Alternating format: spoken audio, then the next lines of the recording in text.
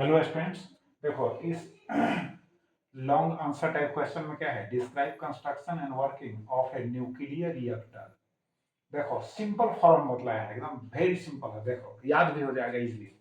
Nuclear reactor is a device in which controlled fission reaction takes place. देखो fission reaction बतलाए हैं, जैसे uranium का फिशन होता है तो उसमें कंट्रोल्ड अनकंट्रोल्ड दोनों बतलाए हैं। तो कंट्रोल का मतलब हुआ कि जैसे 3 न्यूट्रॉन्स जो है ईच न्यूक्लियस से जब इमिट होगा, बात समझ गए, तो उसमें 1 और 2 आवश्यकता अनुसार जो है 1 और 2 न्यूट्रॉन्स को एब्जॉर्ब करने की व्यवस्था होती है।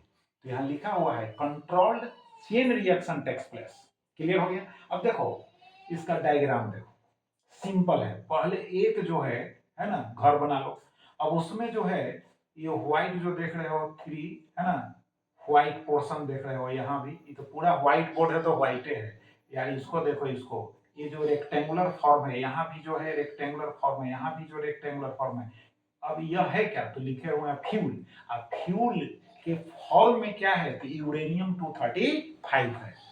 अब उसके बाद देखो ये जो देख रहे हो पतला सा रॉड टाइप का, तो ये हो गया कंट्रोल्ड रॉड। और विद इन ब्रैकेट्स पे लिख भी दिए हैं कैडमियम नहीं तो बोरॉन यूज किया जाता है। फिर उसके बाद देखो यहाँ पर जो देख रहे हो लिक्विड हेवी वाटर, हम वाटर ही यूज किया है, ग्रेफाइट भी यूज किया जाता है। तो हम लिखे हैं यहाँ मॉडरेटर में, इसको मॉडरेटर कहते हैं, हेवी वाटर। ये हो गया हेवी वाटर, याद भी रहेगा हेवी वाटर। अच्छा उसके बाद चलो, अब हो गया यहाँ पर ये जो लिक्विड देख रहे हो, है ना, वाटर लिखे हैं, कूलेंट है, हीट को एब्जॉर्ब करता है। ड्यूरिंग फिशन जो हीट लिबरेट होता है उसको एब्जॉर्ब करता है, अवशोषित करता है। और उसके बाद जो है कंक्रीट वॉल है, यानी जो रेडिएशंस होंगे जैसे alpha particles, beta particles and gamma radiations जो इमिट होते हैं, समझ गए, यूरेनियम एटम से, तो उस रेडिएशन से सुरक्षा के लिए, प्रोटेक्शन के लिए कंक्रीट वॉल बना होता है। बात समझ गए? अब देखो जब रिएक्शन स्टार्ट होगा, अब इसमें उसी को हम पॉइंट आउट कर दिए, जो जो यहाँ लिखे हैं उसी को number 1, number 2, number 3, number 4 simple sentence में है। जो यहाँ है वही है, लेकिन सिंपल सेंटेंस देख लीजिए, सेंटेंस के फॉर्म में वेरी सिंपल है, तो आप याद कर सकते हैं, इजिली याद हो भी जाएगा यार। अब देखो वर्किंग में क्या करना है कि जब रिएक्शन स्टार्ट होता है तो कंट्रोल करना है उसको। तो कंट्रोल के लिए कंट्रोल, है ना, रॉड है वहां लगा हुआ है, बात समझ गए। उसके द्वारा 1 और 2 न्यूट्रॉन्स को, है ना, आवश्यकता अनुसार एब्जॉर्ब कर लिया जाता है। तो रिएक्शन जो है कंट्रोल हो जाता है। तो जितना अमाउंट हीट एनर्जी का चाहिए उस अमाउंट में हीट एनर्जी को हम यहाँ पर, है ना, ऑब्टेन कर पाते हैं।